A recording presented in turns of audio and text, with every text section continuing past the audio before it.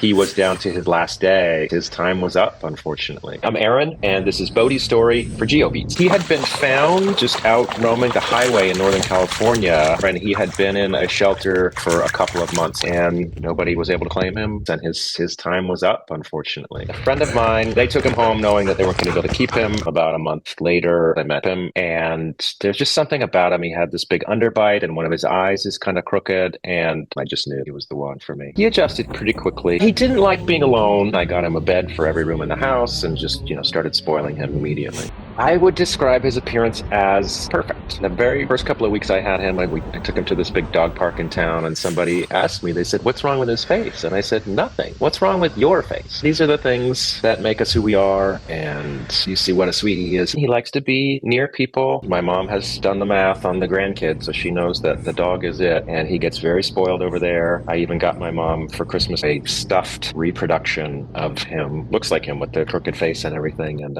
just because, like I said, that's the grandkid. He loves everybody, which is great.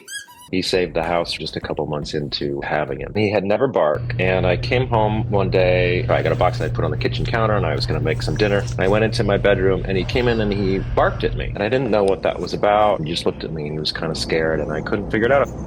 I was about to get in the shower, and my smoke alarm went off, and I had put the box on the stove and turned on the wrong burner, and the box was on fire, and the cabinets were on fire, and if I had gotten in the shower, my house probably would have burned. So he has earned his keep. He's about 10 and a half. He doesn't know that maybe he looks a little different than any other dog or whatever, and he goes through his life, as far as I can tell, very, very happy and having a good time and not worried about it, and I think that's a good lesson, and to not worry so much about the external and just try to be a good person and be nice to people.